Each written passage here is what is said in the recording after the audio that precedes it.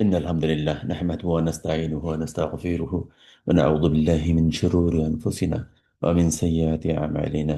من يهد الله فلا مضل له ومن يضلل فلا هادي له. وأشهد أن لا إله إلا الله وحده لا شريك له وأشهد أن محمدا عبده ورسوله.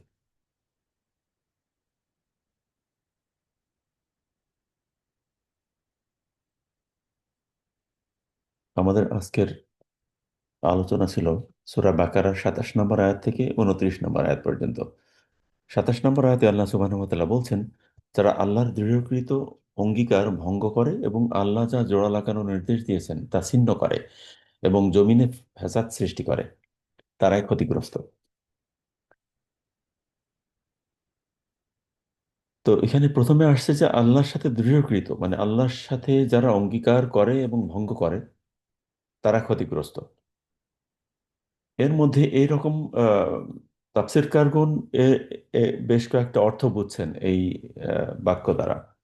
কেউ কেউ মনে করছেন যে যখন রুহের জগতে মানুষেরা ছিল, যখন আল্লাহ সুবহানাহু ওয়া তাআলা রুহগুলোকে তৈরি করেন, তখন আল্লাহ সুবহানাহু ওয়া তাআলা প্রত্যেকটা রুহ থেকে রুহকে জিজ্ঞেস করেন, সবাইকে উদ্দেশ্য করে জিজ্ঞেস করেন যে আমি কি তোমাদের রব নই? প্রত্যেকটা রুহ তখন বলে যে হ্যাঁ, নিশ্চিতভাবেই আপনি আমাদের রব। সেই অঙ্গীকারের কথা আল্লাহ সুবহানাহু ওয়া তাআলা স্মরণ করে দিচ্ছেন এই আয়াতে। এটা অনেকে বুঝছেন। আবার অনেকে বুঝছেন এইভাবে যে আল্লাহ তাআলার নামে যখন কোনো ওয়াদা করা হয়, তখন সেই ওয়াদা রক্ষা করতে হয়। সেই ওয়াদা ভঙ্গ যারা করে তারাই ক্ষতিগ্রস্ত, এভাবে তারা বুঝছেন অনেক মানুষ। এছাড়া স্বাভাবিকভাবে আমরা যখন কোনো অঙ্গীকার করি, কোনো বিষয়ে প্রতিশ্রুতি দিই, সেই প্রতিশ্রুতি রক্ষা করাই হচ্ছে ফরজ দায়িত্ব। আর মুনাফিকের লক্ষণ হচ্ছে যে সে যখন কোনো অঙ্গীকার করে সে তখন ভঙ্গ করে। তো এই আয়াতের প্রথম এই অংশ দ্বারা তিন রকম বুঝছে, তিন রকম অর্থ দাঁড়ায়। প্রত্যেকটা আহ, আহ, অবস্থাই যুক্তিসঙ্গত। রুহের জগতে যখন আমরা ছিলাম তখন আল্লাহ সুবহানাহু ওয়া তাআলা আমাদের কাছ থেকে অঙ্গীকার গ্রহণ করেন যে আমি কি তোমাদের রব নই। তো সেটাই যখন স্মরণ করে দেওয়া হয় তখন এর অর্থ হচ্ছে এই যে দুনিয়াতে আমরা যেন আল্লাহকে ভুলে না যাই, তিনি যে আমাদের রব, এবং তাকে রব হিসেবে মেনে নেওয়ার কারণে আমাদের যে কর্মকাণ্ডগুলো সেগুলো যেন আমরা ঠিকঠাকভাবে পালন করি, সেটাই হচ্ছে মূল উদ্দেশ্য। পরের অংশে আসছে যে আল্লাহ তাআলা যা জোড়া লাগানোর নির্দেশ দিয়েছেন তা যারা ছিন্ন করে তারাই ক্ষতিগ্রস্ত।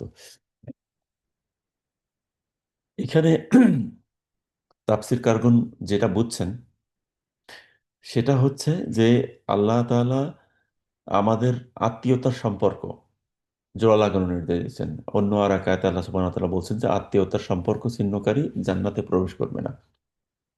তো আত্মীয়তা আমরা, এটা হচ্ছে ফরজ একটি ব্যাপার। আমাদের যারা আত্মীয় আছেন, অনেক সময় দেখা যায় যে অনেকের পক্ষ থেকে অভিযোগ আসে যে আত্মীয়রা তাদের সাথে সুসম্পর্ক রাখেন না বা অনেক রকমের শত্রুতা আছে। কিন্তু আমাদের পক্ষ থেকে যেটা হওয়া উচিত সেটা হচ্ছে যে আমরা আমাদের পক্ষ থেকে ছাড় দেব, তাদের সাথে সুসম্পর্ক রাখবো।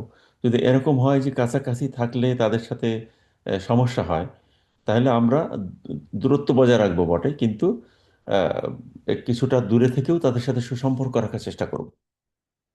এটাই হচ্ছে ব্যাপার, যে কোনোভাবে তাদের সাথে যেন আমাদের শত্রুতা না হয়। ছাড় দেবো তাদের সাথে, তাদের ক্ষেত্রে বিভিন্ন বিষয়ে। এটাই হচ্ছে নির্দেশনা। কারণ এটা হচ্ছে আল্লাহর নির্দেশ যে আত্মীয়তার সম্পর্ক রক্ষা করতে হবে। এর তৃতীয় অংশ আছে যে জমিনে ফ্যাসাদ সৃষ্টি করে যারা, তারাই হচ্ছে ক্ষতিগ্রস্ত। ফ্যাসাদ, ফিতনা, এই সংক্রান্ত বিষয়গুলো অন্য একটা জায়গায় আল্লাহ সুবহানাহু ওয়া তাআলা বলছেন যে এটা হত্যার চাইতেও বেশি গুরুতর, বেশি মারাত্মক। হত্যা তো সহজে হয়ে যায়, কিন্তু ফ্যাসাদ যারা সৃষ্টি করে তারা হচ্ছে যে সমস্যাগুলো জিয়ায় রাখে সমাজের মধ্যে। তারা বিভিন্ন রকমের অপকর্ম, সমস্যাগ্রস্ত করে রাখে মানুষদেরকে। এবং এটা মানুষ হয়তো একবারে মরে না, কিন্তু প্রতিনিয়ত তারা মরতে থাকে, এরকম ধরনের একটা অবস্থা সৃষ্টি করা হচ্ছে ফ্যাসাদ। ফিতনা ফ্যাসাদ যখন সমাজের মধ্যে ছড়ায় পড়ে তখন সেটা হত্যার থেকেও ভয়ঙ্কর হয়ে যায়, মানুষের জীবন দুর্বিষহ হয়ে পড়ে। ফলে এখান থেকে বাঁচার জন্য এইটা যারা করে, এই বিষয়গুলো যারা করে, তারা প্রকৃতপক্ষে ক্ষতিগ্রস্ত। এটাই সূরা বাকারার 27 নম্বর আয়াতে আল্লাহ সুবহানাহু ওয়া তাআলা আমাদেরকে বলছেন। 28 নম্বর আয়াতে আল্লাহ তাআলা আমাদেরকে বলছেন, কিভাবে তোমরা আল্লাহর সাথে কুফরি করছো অথচ তোমরা ছিলে মৃত, অতঃপর তিনি তোমাদেরকে জীবিত করেছেন, এরপর তিনি তোমাদেরকে মৃত্যু দেবেন, অতঃপর তিনি জীবন দান করবেন, এরপর তারই নিকট তোমাদেরকে ফিরিয়ে নেওয়া হবে। এখানে আল্লাহ সুবহানাহু ওয়া তাআলা বলছেন যে যখন তোমরা মৃত ছিল, অর্থাৎ তোমাদের কোনো অস্তিত্বই ছিল না, যখন মানুষের কোনো অস্তিত্বই ছিল না, তখন আল্লাহ তাআলা আমাদেরকে ভাগ্যবান করেছেন। অর্থাৎ আমাদেরকে যে তিনি সৃষ্টি করবেন সেই সিদ্ধান্ত নিয়েছেন এবং আমাদেরকে তিনি সৃষ্টি করছেন, আমাদেরকে মাতৃগর্ভে আনছেন, তারপরে সেখান থেকে আমাদেরকে জীবন দান করছেন, পৃথিবীতে নিয়ে আসছেন, এরপর আমাদের আবার মৃত্যু হবে এবং আমরা আসলে আল্লাহর কাছে ফিরে যাব। তো আল্লাহ তাআলা বলছেন যে এই ঘটনাগুলো আমিই ঘটাচ্ছি, এগুলো আমিই করি, অন্য কেউ করে না। কাজে আমি তোমার প্রকৃত মালিক, তো এই মালিকের দাসত্ব করো, এই মালিক যা বলছেন সেই অনুযায়ী তোমরা চলো, সেটাই আল্লাহ সুবহানাহু ওয়া তাআলা বলার চেষ্টা করছেন। আর যদি আমরা সেটা করি আমরাই হব সফল কাম। এবং এই বুঝ যদি কারোর মধ্যে থাকে সেটাই হচ্ছে প্রকৃতপক্ষে বুঝ। এবং আল্লাহ সুবহানাহু ওয়া তাআলা আমাদেরকে এই বুঝ দান করুন যে তিনিই আমাদের মালিক, তিনিই আমাদের আহ, আমাদের রক্ষাকর্তা, এবং তিনি যেই বিধানসমূহ আমাদেরকে দান করছেন সেই অনুযায়ী চললেই আমাদের জন্য সফলতা। সূরা বাকারার 28 নম্বর আয়াতে এটা। 29 নম্বর আয়াতে তিনি বলছেন, আল্লাহ সুবহানাহু ওয়া তাআলা বলছেন, তিনি জমিনে যা আছে সব তোমাদের জন্য সৃষ্টি করেছেন, অতঃপর আসমানের প্রতি খেয়াল করলেন এবং তাকে 7 আসমানে সুবিন্যস্ত করলেন, আর সব কিছু সম্পর্কে তিনি সম্যক জ্ঞাত। আল্লাহ সুবহানাহু ওয়া তাআলা মানুষদেরকে বলছেন যে এই জমিনে যা কিছু আছে, মূলত এই জমিন বলতে আমরা তো পৃথিবীর উপরিভাগকে বুঝি যে এটা জমিন, কিন্তু প্রকৃতপক্ষে জমিন আসলে মহাবিশ্বে যা কিছু আছে শূন্য, অর্থাৎ ভাসমান বিষয়। এখানে যে শূন্য, সেই শূন্যের বিষয়টা হচ্ছে আসমান।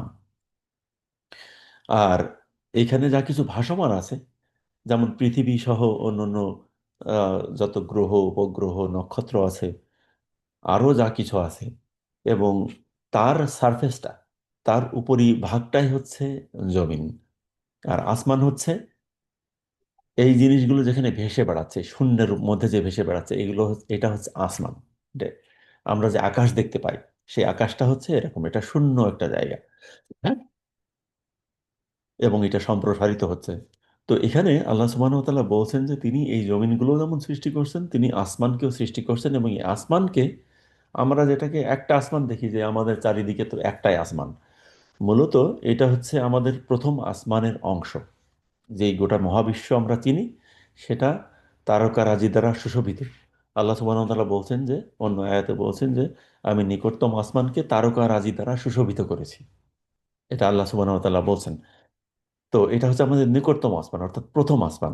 এর বাইরেও আল্লাহ তাআলা আরো 6টা আসমান, আরো বড় তারা, সেগুলোকেও তিনি বিন্যস্ত করছেন। আমরা আমাদের কল্পনা দ্বারা সেখানে যাইতে পারি, কিন্তু সেটা শেপ আসলে কি আমরা জানি না, কারণ এটা প্রতিনিয়ত সম্প্রসারিত হচ্ছে এবং ফাঁকা জায়গা আছে। এবং প্রথম বিশ্ব, যেটা মহাবিশ্ব হিসেবে আমরা চিনি, সেটার যে এত বিশাল, এতকাল পর্যন্ত বিজ্ঞানীরা এর খুব ক্ষুদ্র অংশই আবিষ্কার করতে পারছে বা ধারণা করতে পারছে। এটা এতই বিশাল যে এটার শেপও কল্পনা করা সম্ভব হচ্ছে না। তো এই সব কিছু আল্লাহ সুবহানাহু ওয়া তাআলা সৃষ্টি করছেন, এবং তিনি এই কারণে সৃষ্টি করছেন যে তিনি বুদ্ধিমান শ্রেণী, বুদ্ধিমান মানুষকে তিনি যখন অস্তিত্বে আনছেন, তিনি তাদেরকে বলছেন, তাদেরকে তো যেহেতু তিনি জ্ঞান দান করছেন, তাদের সামনে তিনি এই উপস্থাপন করছেন যে এত বিশাল যে এই মহাবিশ্ব এবং এর বাইরের আরো যে 6টা স্তর আকাশের, এই সব কিছু আমিই সৃষ্টি করছি, কাজে আমি অতি বিশাল। তো তোমরা এই অতি বিশালের এক ক্ষুদ্র বান্দা, কিন্তু এর কারণে তোমরা আমার ইবাদত করো। আল্লাহ সুবহানাহু ওয়া তাআলা তার বিশালত্ব প্রকাশ করছেন।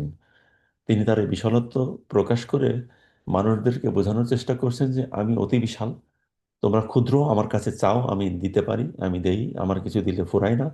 আমি যে বিধানসমূহ তোমাদেরকে দান করছি সেই অনুযায়ী চলো, আমি যে নবী রাসূলগণকে পাঠাইছি দুনিয়াতে সেই অনুযায়ী তোমরা চলো। এটাই তিনি বোঝানোর চেষ্টা করছেন। এবং যদি আমরা সেটা না বুঝি আমরাই ক্ষতিগ্রস্ত হব, এবং আল্লাহ সুবহানাহু ওয়া তাআলা যেই পথে চলতে বলছেন সেই পথে যদি আমরা না চলি আমরা প্রকৃতপক্ষে ক্ষতিগ্রস্ত হব। তো আল্লাহ সুবহানাহু ওয়া তাআলা তার সৃষ্টির রহস্যকে বোঝার তৌফিক দান করুন। তিনি যে কত বিশাল সেটা অনুমান করার তৌফিক দান করুন। এবং তিনি যে বিধানসমূহ দান করছেন আমাদের জন্য, আমাদের কল্যাণের জন্যই, সে অনুযায়ী যদি আমরা চলি আমরা সফল হব। সে সফলতায় আল্লাহ সুবহানাহু ওয়া তাআলা আমাদেরকে দান করুন। আসসালামু আলাইকুম ওয়া রাহমাতুল্লাহি ওয়া বারাকাতুহু।